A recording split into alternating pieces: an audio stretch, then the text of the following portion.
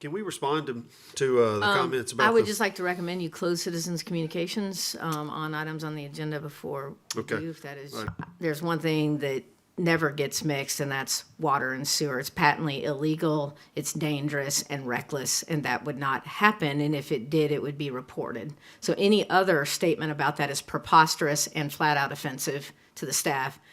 As you can tell, it was an interesting night during the April 21st, 2026 City Council meeting. This is Citizens Minutes 37th edition. My name is Robert Wilkins. The need for rain is beginning to affect our lives on this late April afternoon on the Plains of Auburn. There are a total of 5 speakers. One speaker was concerned about the sanitary sewer overflow, referred to as SSO, during the items on the agenda. The other 4 speakers were during Citizens Open Forum on topics such as the beauty of the streetscape, lights, sidewalks, and pavement on Highway 14 interchange at Shug Jordan Parkway. Another 2 talked about Library Week, what a wonderful library and staff we have, out of sight summer library program, and the NAACP Freedom Fund fundraiser at 6 p.m. on this Saturday after City Fiest. And last speaker on corporate welfare.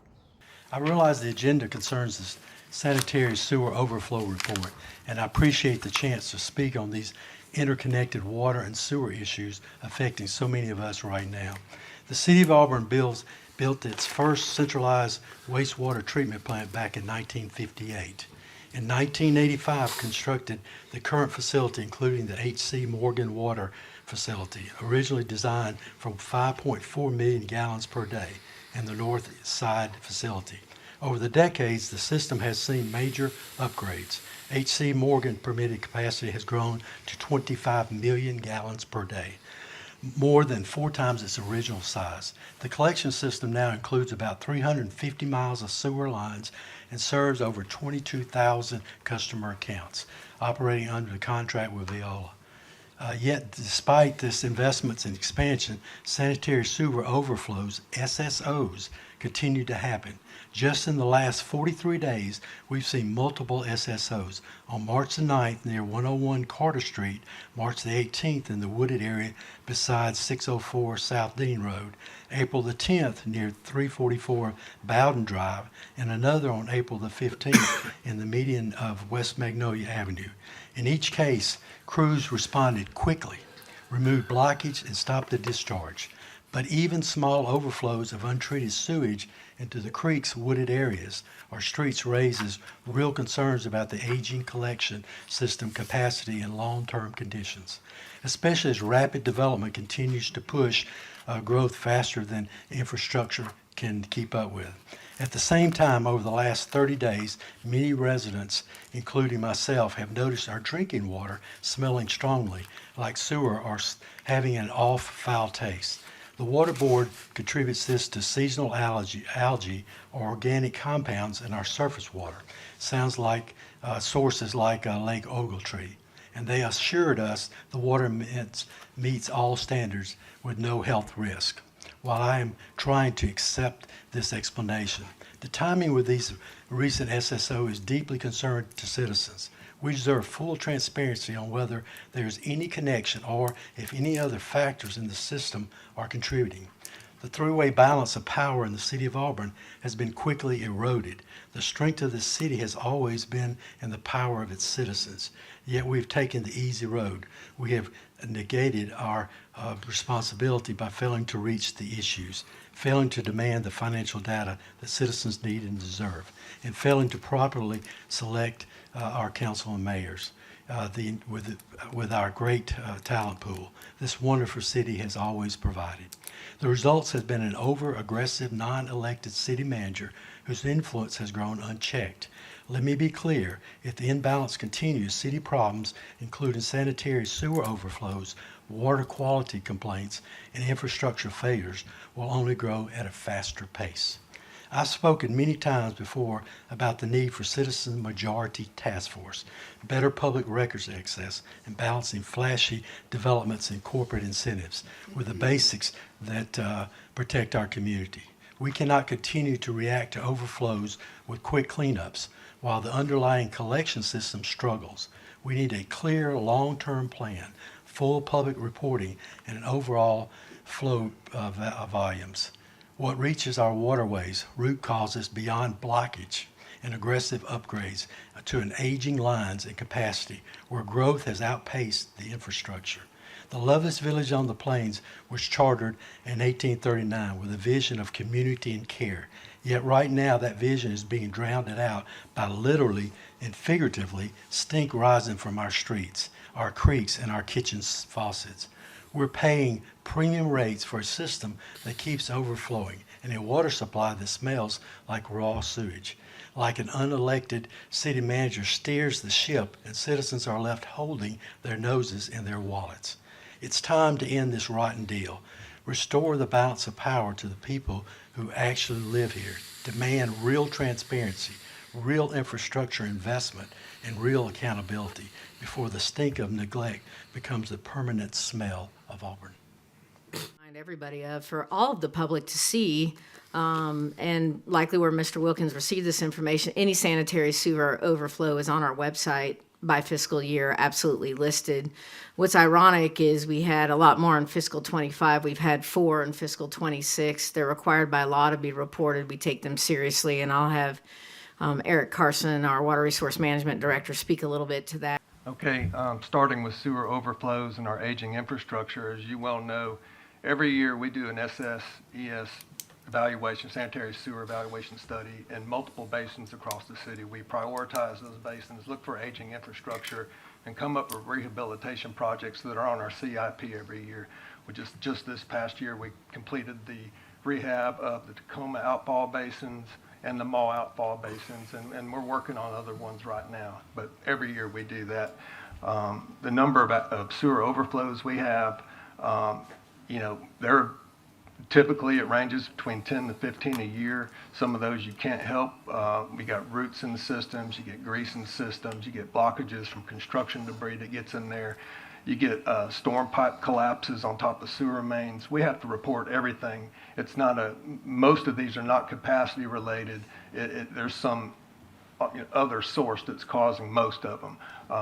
As you know, we completed the models in the north side and south side basins. We're identifying those areas that do have capacity issues. And matter of fact, there's a moratorium on right now that address some of those in the more central parts of town, and we're addressing those as fast as we can. So, Eric, just, the overflows that we do have, a city of our size, or a lot like city is that, you guys keep stats on, is that average, but below average? I know there are a lot of different factors at play there, but. and they're very difficult to track because, to be honest with you, a lot of cities don't report them. We report every incident we have, whether it's 10 gallons or 1,000 gallons. It's very hard. The statistics are very hard to follow. I understand that. I think Mr. Williams had something to add to this. Correct. Thank you, City Manager. I just want to echo what Director Carson said and remind everybody that the great proportion of sanitary sewer overflows that we experience have nothing to do with the actual quality of our infrastructure and have everything to do with what people are putting down their drains. And I would encourage everybody still to practice the best management practices about what you do and don't flush down the toilet and put down your drains, because the predominance of our blockages occur from that, not from the quality of the pipes themselves. Okay, concerning the taste and odor issues, many of you who grew up here recall the taste and odor issues we had back in the 70s and 80s related with Lake Ogletree. We attacked that problem with a carbon contact basin, and we no longer have those issues from the water coming from the Estes plant. As you also know, we buy water from Opelika, who gets their water from Salgahatchee Lake and from Lake Harding.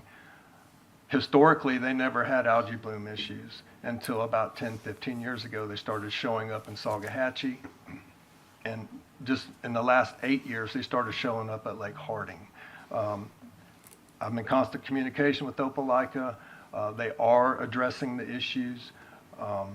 They're working on a carbon system for the Betts plant. It's a $30-40 million project. The reason it hasn't been enacted yet is there's some other regulations that have come out from EPA, and you got to make sure before you spend that kind of money that it treats everything that's coming down the pipe. They're in design right now, and we'll be starting a treatment system there in 2028. Should have it on board and operational by 2030 or 2031 is what I'm hearing. Also at Salkehatchie Lake, they're working on an oxygenation system in the lake and a coagulation system to try to settle out the nutrients, particularly phosphorus, which is contributing to algae blooms there, and they're actively working on that too. So help is on the way. Concerning the current status of the taste and odor issues, the primarily culprit here was twofold. One was the power company lowered the lake at Lake Harding to allow people to rehab their piers and seawalls and things such as that. But compounding that was the drought that we're currently under. We're under a severe drought. Just to put this in perspective, 2025 at the rain gauge at Lake Ogletree, we had a 21-inch deficit in rainfall in 2025. And so far this year, you can add another 10 inches on top of it. So in the last 16 months, we have a 31-inch deficit in rainfall. That has contributed to them not being able to release as much water from Lake Harding, which has compounded the algae issue. 2 weeks ago, they finally started allowing some flow through those gates, and you may have noticed that the taste and odor issues are starting to dissipate now, and the algae issue is starting to go away at Lake Harding. So there's a lot of science, and it's very complicated, and I'll be happy to answer any questions you might have, but that's it in a nutshell. Eric, real quick, one other thing is, do the sanitary sewer overflows have anything to do with the water concerns you just described? None at all. And do we mix potable water with sewer No. overflows? We do not. Is that legal in any way, shape, or form? Not at all. Okay. Anyone else? I would just like to say thank you to our different departments. I live on the north side, and we get those lovely algae bloom smells and taste, and it has improved over the last, I would say, probably 4 or 5 days. So it is improving, and if hopefully we can get some rain this weekend, that will help to further improve the situation. But I know it's an ongoing conversation, and since I've been on this council, a point of contention for me. So I appreciate all the work that's being done to address that. And then secondly, I think it's a mischaracterization of our city manager to state that she's an over-aggressive individual. I think that's not accurate in any form or fashion. And I think that the individual who spoke has been afforded quite a bit of attention at the times that they've requested. So I think that's a mischaracterization, and I do not think that that speaks to your character at all, Mrs. Crouch. Thank you. Anyone else? I have a question, please. Please. I know that we sometimes draw water from Opelika as well, and how does the drought situation affect our source of water? With respect to pulling water from Opelika, From Opelika or our wells, how does the drought affecting our ability to generate nice potable water? well, right now, Opelika, for the most part, has plenty of water. Lake Harding has plenty of water for treatment. Salkehatchie, last time I talked to them, they were just about a foot or two down. So they're in pretty good shape. A little bit of rain, I think, will help them get the full capacity. As far as our resources, Lake Ogletree is down. I think you may know that we're in a drought phase 1 status right now, and we're heading towards a phase 2. It seems like every storm that's heading our way dissipates or goes around us. And when you get from Auburn and further southeast, there's a lot of towns already under restrictions. Tallahassee, Tampa, all of them are under severe restrictions. We're looking to implement a phase 2 drought, taking it to the board this Thursday to try to be proactive. I know there's some rain in the forecast next week, but we can't count on that, and I don't want to wait. We're preserving the capacity at Lake Ogletree for future use and trying to draw as much water as we can from our wells and from Opelika and preserving that until we get the rain we need. So Council will be receiving the memo that the water board just got this afternoon. You'll get it in the morning. But there will be a recommendation, well, likely if the water board adopts the phase 2 drought implementation, it'll be effective May 1, which changes some irrigation for people at our request. It's major ratchet back at city facilities of our use. Fire department watches what they're doing, all of those things. It will also include a higher fee if you're a high user of water. And that will all be explained at the time if the water board adopts it. Very briefly, Sunday morning, I drove in from what I call the Shug Jordan Bridge, Highway 14 interchange, and that, I haven't been down that way in a while, but I just want to compliment you on what the streetscape, the lights, the sidewalks, the paving. If you haven't driven that, that is hats off to the approach of a corridor into Auburn. I think that ought to be a model, and I just want to congratulate you. I lived out there 50 years ago, and I just guess I hadn't been in years, but I don't know how long it's been in, but you should be complimented on how that looks.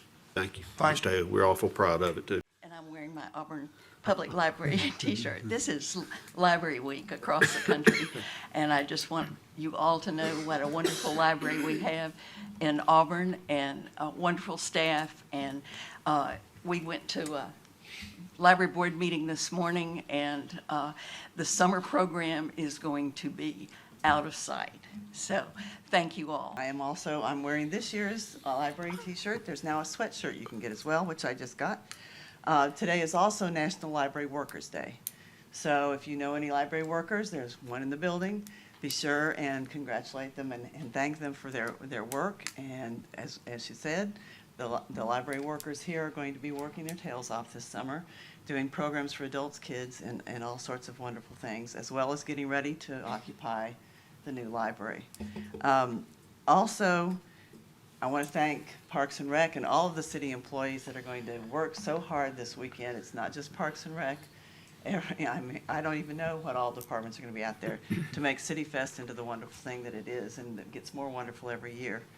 I also want to mention that at 6 p.m. on Saturday, after City Fest, the Lee County NAACP will be having their annual fundraising gala to raise funds it's called the Freedom Fund, and it's for scholarship monies. And this year's theme is the importance of the church in the civil rights movement. Good evening, Mayor and Council. Corporate welfare. This past January, the German company Kindenwolf announced a $34 million factory in Auburn, promising roughly 70 new jobs at about $52,700 a year. Yet the state of Alabama and the city of Auburn are giving them direct cash rebates from our taxes, up to 3% of every worker pays for the 10 years, plus major tax breaks, free training, and other handouts. I challenge the city to provide a full, transparent breakdown of the exact how many millions of taxpayer dollars are being handed out. Every penny comes from our pockets. From the available numbers, each of these 70 jobs will cost taxpayers roughly $16,000 over the 10 years. That's real money from workers' families subsidizing a foreign corporation. This is corporate welfare. Plain and simple. You're using regular Auburn taxpayer dollars to help big companies reduce labor costs while boosting their profits. We still don't have a clear data on how many of these jobs go to local Auburn residents versus workers brought in from elsewhere.